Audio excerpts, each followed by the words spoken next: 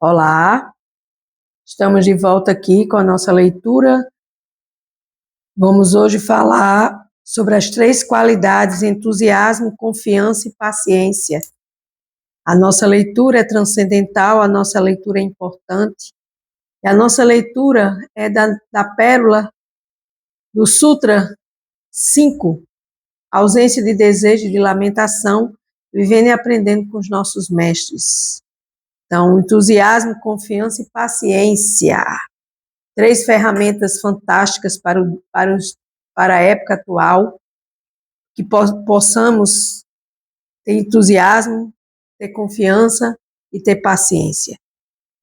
Uma pessoa pode ficar entusiasta, mas se não tiver confiança e paciência, perderá seu entusiasmo. Então, isso é muito importante, porque a confiança e a paciência é de você continuar tentando ouvir a Bhagavad Gita, de você continuar tentando fazer os estudos aqui, de você continuar tentando, ouvindo aquilo que você não gosta de ouvir, mas sabe que é bom para o seu crescimento pessoal. Então, esse entusiasmo gera essa confiança de você estar fazendo, estar lendo, estar ouvindo, e sabendo que você vai, pouco a pouco, progredindo. E aí, quando você progride, a paciência da sua vida também progride, porque uma coisa puxa a outra nesse processo de entusiasmo. De forma semelhante, se ela não for confiante, e não tiver, mas se não tiver entusiasmo e paciência, sua confiança não irá levar muito longe. Por quê? Porque a confiança é a base para tudo.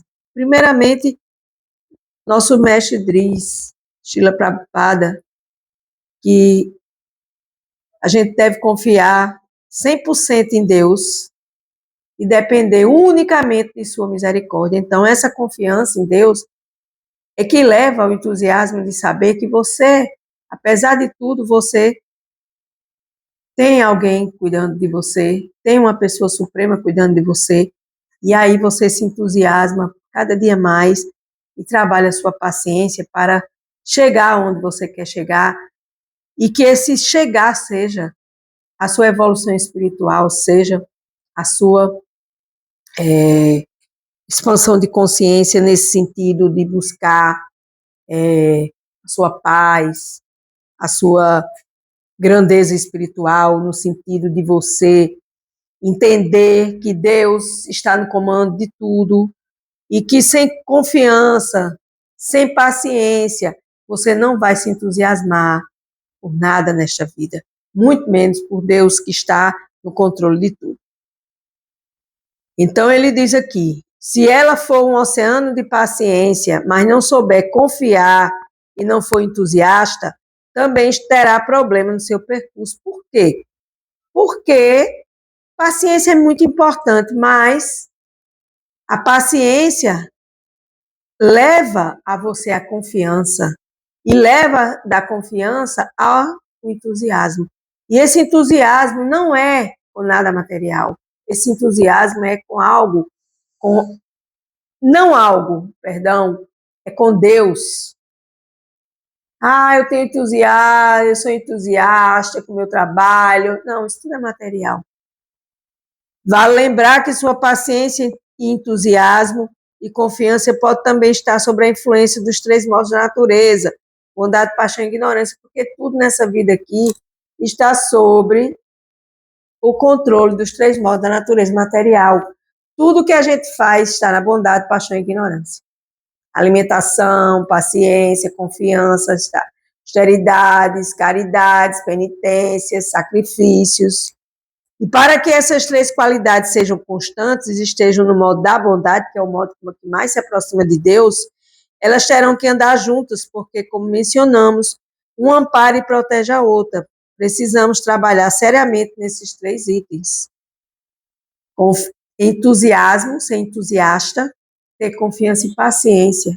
Então, eu diria que meu entusiasmo é em Deus, a minha confiança é em Deus, e aí, quem acredita em Deus e tem um Deus vivo no seu coração, com certeza você vai ser uma pessoa paciente, e aconteça o que acontecer, você vai estar ali resiliente na sua fé, na sua confiança, no seu entusiasmo com Deus, com a forma de você se relacionar com Deus. Paciência é o terceiro item positivo para se avançar no serviço a Deus. Ademais, um devoto puro na experiência, um devoto puro não experiencia,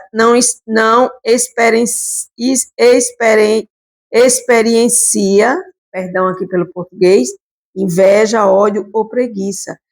Então, inveja, ódio e preguiça está no lado escuro dessa história. Porque o lado iluminado está no entusiasmo, na confiança e na paciência. Mas aí, se você tiver inveja, se tiver preguiça, você tiver raiva, se tiver confuso, você não vai conseguir desempenhar um serviço devocional puro para Deus, porque você vai estar perdido com você mesmo. E aí você vai buscar se entusiasmar por Deus, você vai buscar confiar em Deus, você vai buscar ter paciência em Deus. E Deus, Krishna, a suprema personalidade de Deus, vai querer que você se aproxime dele. Para a gente se aproximar de Deus, a gente tem que estar puro, minha gente. A gente não pode gerir alimentar esses sentimentos de inveja, ódio e preguiça dentro de nós. Isso é impuro. Invejar, por exemplo, a inveja. Invejar um materialista não faz o menor sentido, porque o verdadeiro devoto sabe que qualquer posição material, por mais favorável que seja, é indesejável. Por quê? Porque tudo passa. Você não vai ser aquilo a vida toda. Sem Krishna, e assim a chamada felicidade é infeliz. O assim chamado prestígio é falso. Assim como fama ou riqueza também são ilusórios. Porque se você quer construir sua vida sem Deus, tudo é falso. Tudo é ilusório. Na verdade, quanto mais se avança em compreensão espiritual, mais o devoto tem compaixão por aqueles que estão desvinculados de Deus, de Krishna, independentemente do seu sucesso ou fracasso material. Por quê? Porque não é o seu sucesso ou fracasso material que vai fazer com que você seja alguém que se deva estar querendo fazer igual, que é isso que meu mestre espiritual está dizendo aqui, que um devoto não vai invejar uma pessoa rica, milionária, que vive numa mansão. Isso é tudo passageiro. A gente não sabe essa pessoa que vive nessa mansão, que tem contas bancárias enormes, como é que ela vive? Porque se vive com a cabeça enterrada nas coisas materiais sem Deus, com certeza ela é uma pessoa infeliz, apesar de ter muito materialmente falando.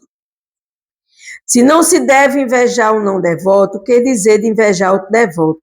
Isso acontece porque, às vezes, as pessoas estão fazendo seus progressos espirituais e, sem querer querendo, como a gente está condicionado, a gente termina invejando aquele que já está numa consciência mais avançada do que sua própria consciência.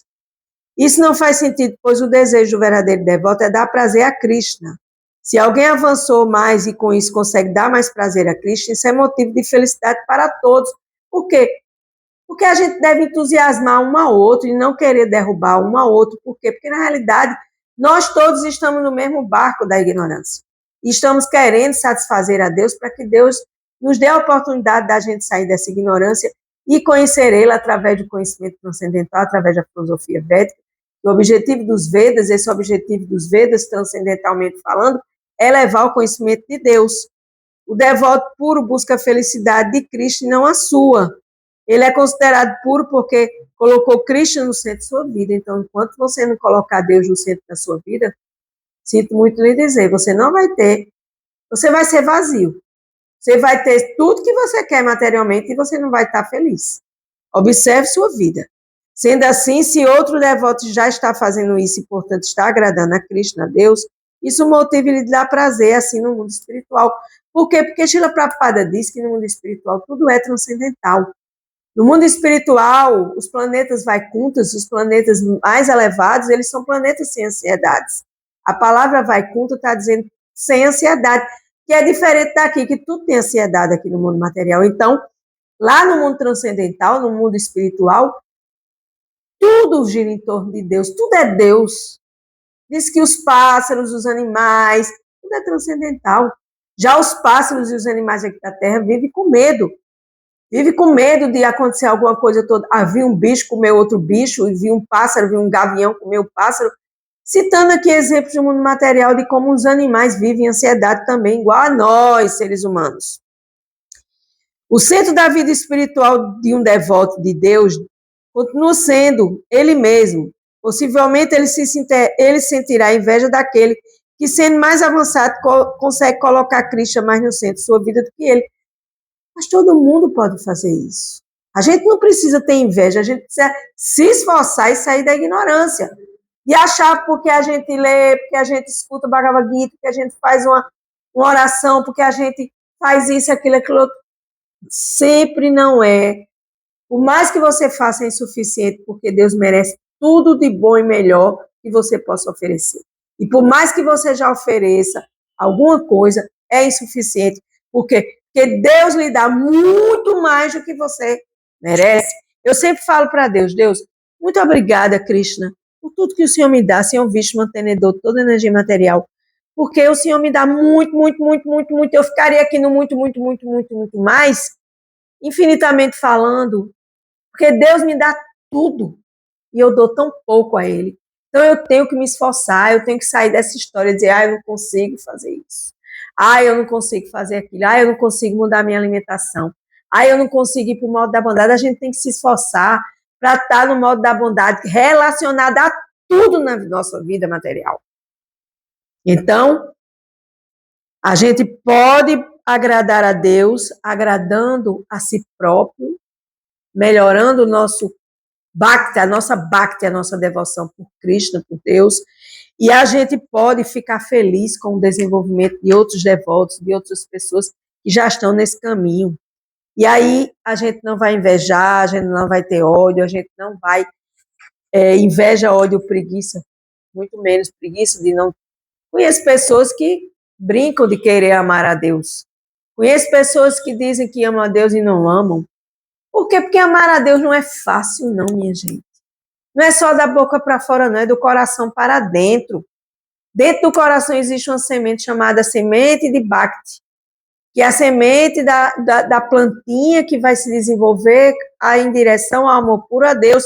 E se a gente ficar sentindo ódio, a gente sentindo preguiça, a gente sentindo um monte de coisa, a gente não vai chegar absolutamente a lugar nenhum. Se pararmos para pensar, sentir ódio por uma pessoa que é uma centelha de Deus, que é um servo de Deus, que é uma alma de Deus, filha de Deus, nem sequer é possível. Só pode se sentir ódio pelo ego que está encobrindo essa centelha. Então, toda vez que você diz, eu tenho raiva, eu tenho ódio, eu não gosto daquela pessoa, eu não gosto daquilo outro, eu não gosto disso, eu não gosto daquilo, não é você que está falando, não é a alma que está falando. Quem está falando é o falso ego, que encobre a luz da alma. Com gratidão, eu encerro mais um dia aqui do nosso estudo. Gratidão.